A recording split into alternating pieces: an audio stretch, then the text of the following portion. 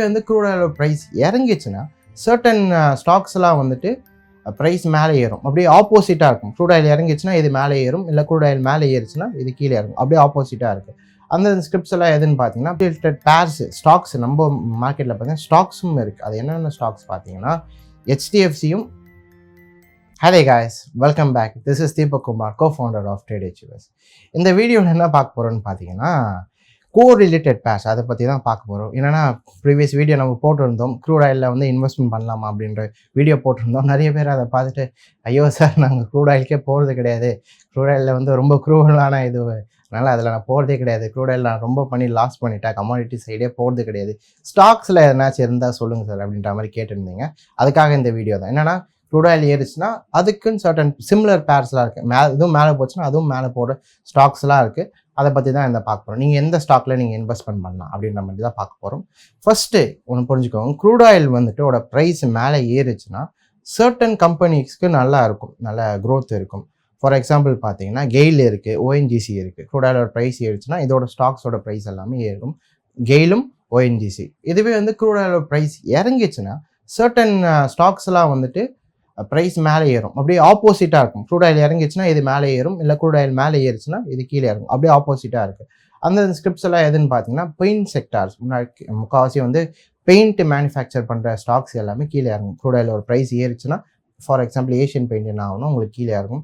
அது மட்டும் இல்லாமல் ஏவியேஷன் செக்டார்ஸ்லாம் இருக்குது. ஏவியேஷன்னா ஃப்ளைட்டு, அதோட செக்டார்ஸ் எல்லாமே உங்களுக்கு கீழே இறங்கும். இது ஏறிச்சுன்னா அது இறங்கும். அதே மாதிரி டயர்ஸ் கம்பெனியும், இது ரெண்டுமே எப்போதுமே ஆப்போசிட். எதுன்னு பார்த்தீங்கன்னா paint sectors, aviation sectors and tyre sectors, இது மூணுமே வந்து ஆப்போசிட்டாக இருக்கும். நெக்ஸ்ட்டு US ஆயிலோட ப்ரைஸ் ஏறிச்சுன்னா சர்டன் கரன்சிஸும் ஏறும். ஃபார் எக்ஸாம்பிள் பார்த்தீங்கன்னா CAD இருக்குது, கெனடியன் டாலர் இருக்கும், அதுவும் மேலே ஏறும். அதே மாதிரி US ஆயிலோட ப்ரைஸ் ஏறிச்சுன்னா ஆஸ்திரேலியன் டாலர் இருக்கும், அதுவும் வந்து மேலே ஏறும். ரெண்டுமே கோரிலேட்டட் பேர்ஸ் தான். இது மேலே ஏறிச்சுன்னா US ஆயில் ஏறிச்சுன்னா CADும் ஆஸ்திரேலியன் டாலரும் மேலே ஏறும். இது ஓகே, இது எல்லாமே US ஆயில் இருக்குது. நெக்ஸ்ட்டு நீங்கள் வந்துட்டு ஸ்டாக்ஸ் பார்க்கணும், வேறு என்ன ஸ்கிரிப்ட் பார்க்கணும், செக்டார்ஸ் பார்க்கணும்னா நீங்கள் US ஆயில் மட்டும் கிடையாது, USD INRும் பார்க்கலாம். அதுக்கு கோரிலேட்டட் பேர்ஸ் நிறைய, அதுக்கு சம்மந்தப்பட்ட பேர்ஸும் நிறைய இருக்குது. இப்போ USD INR இருக்குதுன்னு வச்சுக்கோங்களேன். அதில் ஃபஸ்ட்டு இருக்க USD வந்து ஸ்ட்ராங் ஆச்சு, US டாலர் வந்து ஸ்ட்ராங் ஆச்சுன்னா உங்களுக்கு IT செக்டார், உங்களுக்கு ஃபார்மா செக்டார், இது எல்லாமே உங்களுக்கு நல்ல க்ரோத் இருக்கும். USD உங்களுக்கு வந்து ஸ்ட்ராங் ஆச்சுன்னா. அதுவே இப்போ பார்த்தீங்கன்னா தெரியும், USD வந்து வீக் ஆச்சுன்னா உங்களுக்கு வந்துட்டு டயர்ஸு, பெயிண்ட்ஸு, ஏவியேஷன் செக்டார்ஸ் எல்லாமே உங்களுக்கு மேலே போகிறதுக்கான சான்சஸ் அதிகமாக இருக்குது. USD வீக் ஆச்சுன்னா இது எல்லாமே மேலே போகும். இது ரெண்டுமே ஆப்போசிட். இது மட்டும் இல்லாமல் USD வீக் ஆச்சுன்னா ட்ரேடும் வர்த்தகமும் கொஞ்சம் நல்லா பண்ணுவாங்க, வேறு கண்ட்ரீஸோடு நல்லா பண்ணுவாங்க. அதனால் என்ன ஆகுனா இந்த பெயிண்ட்ஸு, டயர்ஸு, ஏவியேஷன் இது எல்லாமே மேலே போகிறதுக்கான சான்சஸ் அதிகமாக இருக்குது. நெக்ஸ்ட்டு பார்த்தீங்கன்னா கோரிலேட்டட் பேர்ஸ் ஸ்டாக்ஸ் நம்ம மார்க்கெட்டில் பார்த்தீங்கன்னா ஸ்டாக்ஸும் இருக்குது. அது என்னென்ன ஸ்டாக்ஸ் பார்த்தீங்கன்னா HDFCயும் ICICI பேங்க்கும் இருக்குது. HDFC மேலே ஆயிடுச்சுன்னா எப்போதுமே பார்த்தீங்கன்னா ICICI பேங்க்கும் எப்போதுமே மேலே தான் இருக்கும். நீங்கள் பார்த்தீங்கன்னா தெரியும், கிட்டத்தட்ட ரெண்டுமே ஒரே இடத்துல தான் போகும். அதே மாதிரி இன்னொரு ஸ்டாக் என்னென்னு பார்த்தீங்கன்னா செயிலும் பெல்லும், இது எப்போதுமே வந்து பார்த்தீங்கன்னா கோரிலேட்டட் பேர்ஸ் தான். ரெண்டுமே சேமாக தான் இருக்கும். இது மேலே போச்சுன்னா இதுவும் மேலே போகும். மறுபடி பிக்சரை பார்த்தீங்கன்னா தெரியும், கிட்டத்தட்ட எப்போதுமே ஒரே மாதிரி தான் இருக்கும். இதனால் என்ன உங்களுக்கு அட்வான்டேஜ் அப்படின்னு பார்த்தீங்கன்னா, நிறைய பேர் என்ன பண்ண மாட்டாங்கன்னா HDFCயில் பண்ண முடியாது, 1600 rupees இருக்கும், கொஞ்சம் அதிகமாக இருக்குது, ரேட் அதிகமாக இருக்குது. அதனால் நீங்கள் என்ன பண்ணலாம், அதே கோரிலேட்டட் பேர் அதே மாதிரி இருக்க ஸ்கிரிப்ட் இன்னொன்று இருக்குது, எதுன்னு பார்த்தீங்கன்னா ICICI பேங்க் இருக்குது. அதோட ஸ்டாக் ப்ரைஸ் பார்த்தீங்கன்னா 600 ரூபாயில் இருக்குது. கொஞ்சம் கம்மியாக இருக்கிறதுனால என்ன பண்ணலாம்னா அதில் இன்வெஸ்ட்மெண்ட் பண்ண முடியாதவங்க இதில் வந்து இன்வெஸ்ட்மெண்ட் பண்ணலாம். இது வந்து ஒரு அட்வான்டேஜ். இன்னும் ஒரு ஸ்டெப்ஸ் என்னென்ன நீங்கள் பண்ணலாம், இது தெரிஞ்ச என்ன பண்ணலாம்னா, நிறைய பேர் என்ன பண்ணுவாங்கன்னா HDFC பேங்க்லும் இன்வெஸ்ட்மெண்ட் பண்ணி வைப்பாங்க, ICICIலும் இன்வெஸ்ட்மெண்ட் பண்ணி வைப்பாங்க. இதெல்லாம் உங்களுக்கு டிஸ்அட்வான்டேஜ் என்னென்னு பார்த்தீங்கன்னா ரெண்டுமே மேலே ஏறும், அதே டைமில் ரெண்டுமே கீழே இறங்கும்.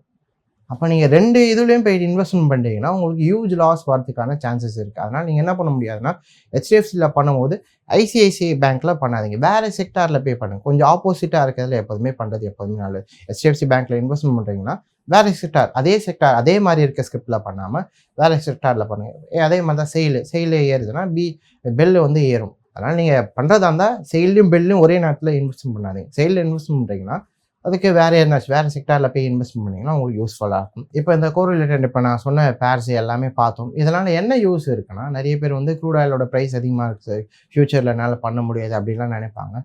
அந்த மாதிரி மக்கள் எங்கே வந்து ட்ரேட் பண்ணிக்கலாம்னா இந்த மாதிரி ஸ்டாக்ஸ், அது கோரிலேட்டடான அதுக்கு சம்மந்தப்பட்ட ஸ்டாக்ஸில் என்ன பண்ணிக்கலாம், நீங்கள் வந்து ட்ரேட் பண்ணிக்கலாம். அதே மாதிரி நிறைய பேர் கமாடிட்டிலையும் பண்ணுறது கிடையாது. சரி, கமாடிட்டி எப்படி பண்ணணும்னு எனக்கு தெரியாது அப்படின்ற பேரும் இருக்கிறாங்க, இந்த ஸ்டாக்ஸில் மட்டும் தான் பண்ணுறேன். அப்போ நீங்கள் என்ன பண்ணலாம், அதோட ட்ரெண்டு என்னன்னு பார்த்துட்டு அதுக்கேற்ற மாதிரி நீங்கள் என்ன பண்ணிக்கலாம், இதுலேயும் வந்துட்டு நீங்கள் ட்ரேட் பண்ணிக்கலாம். எப்போதும் புரிஞ்சுக்கோங்க, அதோட ட்ரெண்டு பாருங்கள், இருந்தாலும் இதோட ட்ரெண்டும் பார்க்கணும். என்னதான் இதை கோரிலேட்டட்லாம் இருந்தாலும் அல்டிமேட் எதுன்னு பார்த்தீங்கன்னா ட்ரெண்டுக்கு ஏற்ற மாதிரி தான் மார்க்கெட் மூவ் ஆகும். அது உங்களுக்கு முன்னாடியே சீக்கிரூடா இல்லை ஏதாச்சும் ஒரு பேட் நியூஸ் வருதுன்னா அது நம்மளுக்கு அப்புறமா தான் வரும். ஆனால் அதுக்கு முன்னாடியே எங்கே காமிச்சிடும், உங்களுக்கு ட்ரெண்டில் காமிச்சிடும். அது கீழே தான் வரப்போகுது, மேலே தான் போகுதுன்னு உங்களுக்கு முன்னாடியே ட்ரெண்டில் காமிச்சிடும். என்னன்னா அதுதான் நம்ம ஒரு பழமொழி இருக்குது, என்னென்னா யானை வரும் பின்னே மணி யோசை வரும் முன்னே அப்படின்னு சொல்லுவாங்க. சவுண்டெல்லாம் முன்னாடி மூமெண்ட்டு அந்த நியூஸ் எல்லாம் முன்னாடியே வந்திருக்கும். ஆனால் இதை என்ன பண்ண மாட்டாங்கன்னா எங்கேயும் சொல்ல மாட்டாங்க. இது ஒரே ஒரு இடத்துல தெரியும்னா எங்கே தெரியும்னா ட்ரெண்டில் மட்டும்தான் தெரியும். ட்ரெண்டில் மட்டும்தான் நம்மளால் பார்க்க முடியும். ஆனால் இதோட மூமெண்ட்லாம் ட்ரெண்டெல்லாம் வந்துட்ட பிறகு, ட்ரெண்ட் ஹவர்ஸ்லாம் கொடுத்துட்ட பிறகு அவங்க என்ன பண்ணுவாங்க, இன்ஸ்டியூஷன்லாம் பொறுமையாக அந்த சவுண்டு வச்சு அவங்க என்ன பண்ணுவாங்க, பை பண்ணிகிட்டு இருப்பாங்க. ஆனால் நம்மளுக்கு எப்போ அதோட நியூஸ் வரும்னா லேட்டாக தான் வரும். அந்த நியூஸை பார்த்துட்டு அப்போ தான் என்ன பண்ணுவாங்க, ரீட்டைல் ட்ரேடர்ஸ் வாங்கிறது போவாங்க. ஆனால் அதுக்கு முன்னாடி இன்ஸ்டியூஷன் அவங்களோட பையிங் செல்லிங் எல்லாத்தையும் முடிச்சுட்டு வைப்பாங்க. அதனால் அல்டிமேட் எதுன்னு பார்த்தீங்கன்னா ட்ரெண்டுக்கு ஏற்ற மாதிரி தான் பேர்ஸ் மூவ் ஆகும். சரி, இதெல்லாம் நீங்கள் கற்றுக்கணும்னு நினச்சிங்கன்னா இதை தான் நம்ம ட்ரெண்டு எல்லாமே நீங்கள் கற்றுக்கணும்னு நினச்சிங்கன்னா இதை தான் நம்ம ட்ரேடில் சொல்லி கொடுத்துட்ருக்கோம்.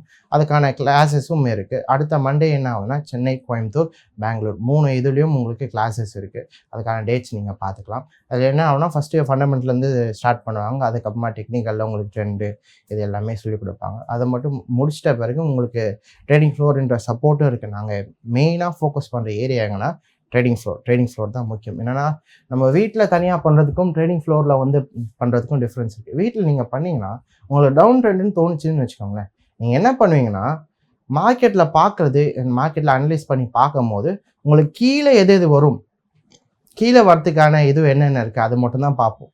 அதுவே வந்துட்டு நீங்கள் வந்துட்டு ட்ரேடிங் ஃப்ளோருக்கு வரும்போது என்ன ஒரு இது இருக்குன்னா, நீங்கள் அந்த மாதிரி கீழே வர இதுவாக பார்த்துட்டு இருக்கீங்கன்னா உங்கள் பக்கத்தில் இருக்கவர் என்ன சொல்லுவார்னா, இல்லை கீழே வராது, இது மேலே போகிறதுக்கான சான்சஸ் இருக்குது. என்ன பண்ணணும், உங்களோட எமோஷனை அவர் சப்ரெஸ் பண்ணுவார்.